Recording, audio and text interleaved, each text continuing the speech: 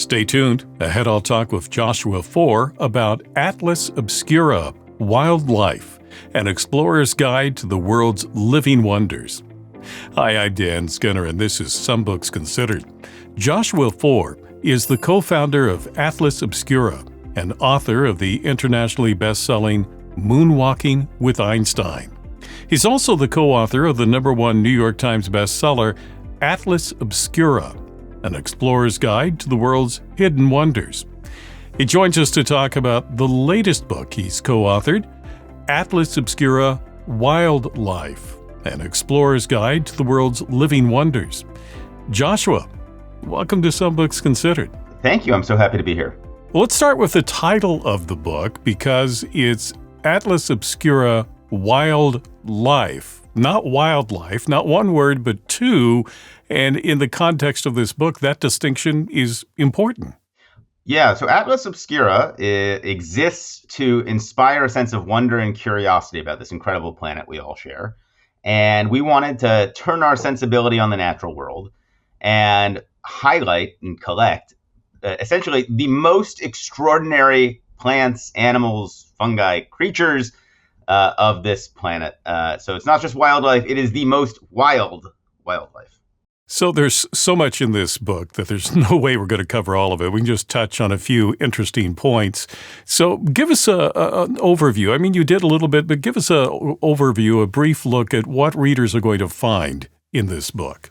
So, in this age of the internet, it's so easy to become jaded about the fact we have all this information at our fingertips. We can find out about anything. Our goal is to surface things from the natural world that you probably have never heard about, and that when you hear about them, you're going to go, oh my goodness, I cannot believe that I share planet Earth with this thing right now. So everything from, animals that do things you would have never thought they did to plants that have been around for thousands of years. It's just sort of page after page of wonder and curiosity from the natural world. Well, let's talk about a few of those. And one of those is singing sand. And you might think, well, that sounds like maybe that exists one place, but it's more common than you might think. Yeah, so there are actually about 30 places around the world where the sand, we say sings. What happens is as grains of sand are moved by the wind, depending on sort of the structure of this, the crystalline structure, they make different sounds. And so in the Kelso Dunes, the Mojave Desert, the sand moves. It sounds like a cello playing. In the Gobi Desert, the sand moves. It sounds like, I think Marco Polo said it sounds like evil spirits. And in Oman, they make such beautiful whale-like humming sounds that it's almost otherworldly. Another bit of trivia, but things that exist in the real world, it regards space exploration and how there were seedlings that were taken into space and then brought back. So what happened to those seedlings? These are the most heroic seeds in the world. Basically, on Apollo 14, one of the astronauts who used to be a smoke jumper with the Forest Service decided he would take on board a vial of seeds. And these seeds flew around the moon, came back to Earth. He sent them off to the Forest Service. And the Forest Service distributed the seeds all over the United States and actually internationally. And what's so cool is you have all these moon trees that were planted all over the world, but nobody was keeping track of them, so they kind of got forgotten about until really quite recently when a NASA engineer went out and tried to find them all and map them. And if you go to our website, atlasobscura.com, you can actually find the nearest moon tree to wherever you are at the moment. Yeah, so you could plan a trip to see the moon tree. That'd be kind of cool. One of the things you talk about in the book just sounds kind of gross. And that's this. There are a few things in the book that sound kind of gross. and that's this mushroom that apparently looks like it's bleeding. This is one you really gotta see a picture of to believe. And this was the thing about compiling this book, is that on a regular basis, we were in touch with scientists and science journalists all over the world trying to find these wondrous creatures. You'd see something and say, no, that's not real. That's fake. That one actually comes from ChatGPT. And the bleeding tooth fungi is one that I had that reaction to. It is actually a relatively common fungus here in North America. You find them after rainstorms near hemlocks and Doug firs. And they drink up water from the ground and exude this gooey red coagulant the ooze that has anticoagulant properties. It's one of those things you have to see it to believe, because it looks like comes from a horror picture. There are lots of extremes that you cover in this book, whether it's, like you said, kind of extreme animals you wouldn't think exist and extreme weather conditions. And one of them is about the driest place on Earth, but it's not where you might think it is. No, it's not. And it's actually in Antarctica. And you might think that compiling this comprehensive guide to the world's living wonders might be very hard to find stuff in Antarctica, and especially hard in the driest place on Earth, which is the McMurdo Dry Valleys, where it has rained for 14 million years. But there is wildlife there, and this is maybe a little bit creepy. Seals, apparently in an act of confusion, will migrate up this valley. They obviously die of thirst since there's no water. But the air is so dry that the seals mummify. And so researchers have found hundreds of mummified seals in these dry valleys. Some of them are believed to be hundreds of years old. There's also a spotlight on the city of Singapore. What sets it apart? Well, Singapore is remarkably has remarkable biodiversity. They've made a real effort to plant trees of diverse trees all over the city. And that's one of the stories that we're telling in this book, is not just, you don't have to travel halfway around the world to the Amazon or to Antarctica to find natural wonders. There are also natural wonders in every city and in every suburb. And we're trying to show people how to find them, how to look at their world a little bit differently. And, those trees in Singapore are a great example of that. There's almost as much biodiversity among trees in Singapore, one of the biggest cities and densest cities in the world, as there are in the rainforests nearby.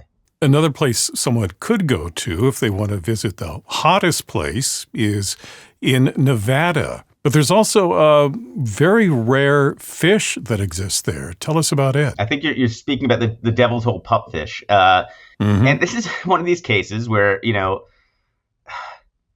there are like 10 million, somewhere on that order, 10 million species on planet Earth.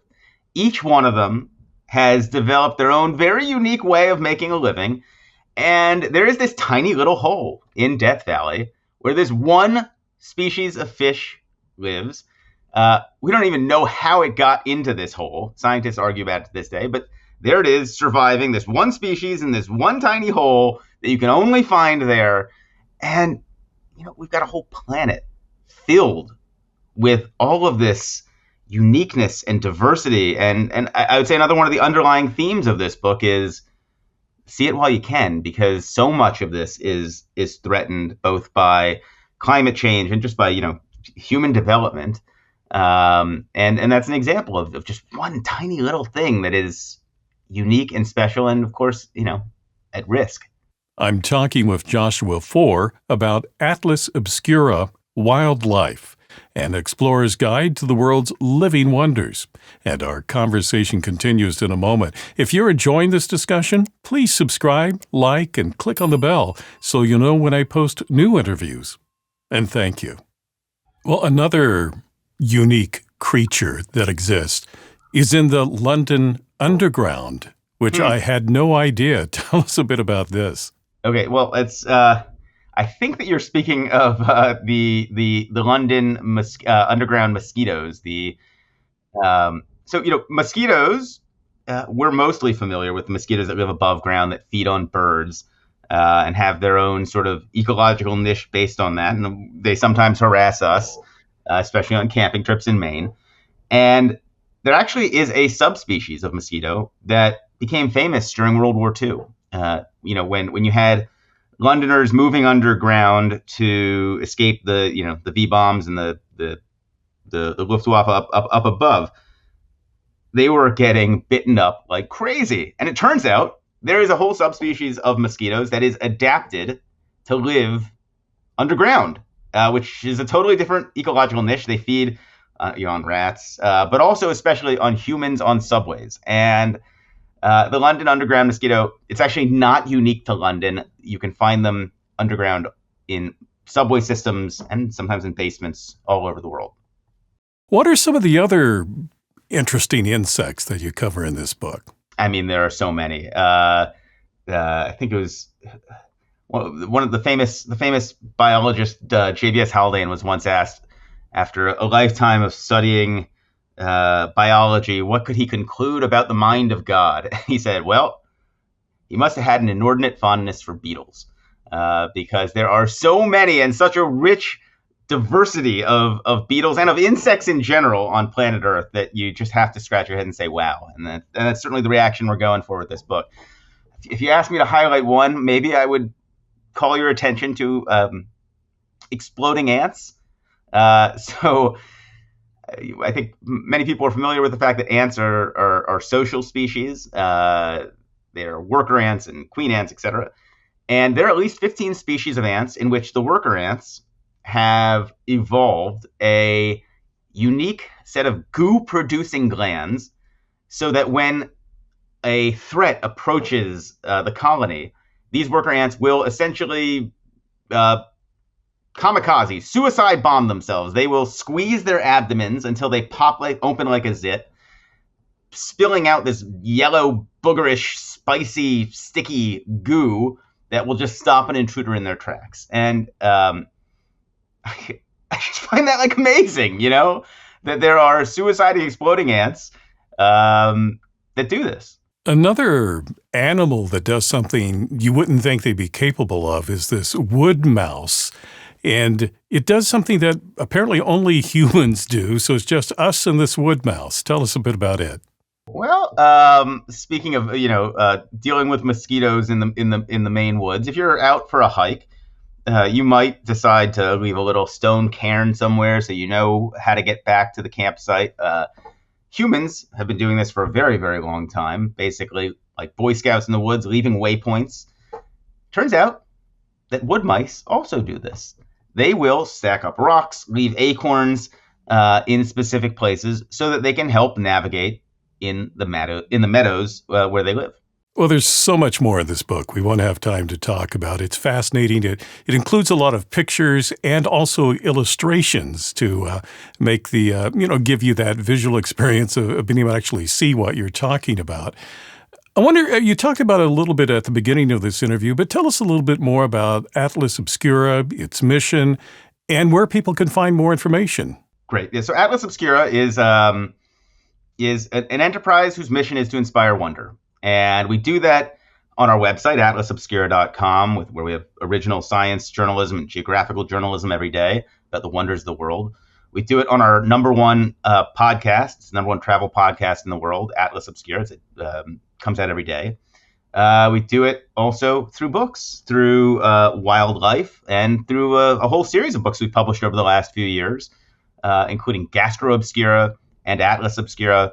And, if we can get people to feel a little bit of that sense of wonder, we think that the world will be a better place. And the world is lacking for wonder these days. And it's lacking for curiosity. And we're trying to help fill that gap. And people can find out more about all those things you talked about at your website. Give us the address. atlasobscura.com. Now, besides being just a wonderful compendium of information about wild life, what's sort of the big takeaway from this book? What insights do you hope that readers will have after spending time with this volume? So we believe that the more you can experience that sense of wonder about this incredible planet that we all briefly get to share, the more people are going to care about it. And I think that you cannot encounter the incredible diversity of wildlife on this planet and not come away feeling like this is of the utmost importance to protect and preserve. To learn more, the book is Atlas Obscura Wild Life, an explorer's guide to the world's living wonders by Joshua Foer and Cara Giaimo. Joshua, thank you for talking with me today. Thank you. If you would like to purchase Atlas Obscura Wild Life, I've placed a link for you in the description below. If you enjoyed this conversation, please subscribe, like, and click on the bell so you know when I post new interviews. Meanwhile, here are 2 more interviews you might find interesting. I'm Dan Skinner. Thank you for watching this edition of Some Books Considered.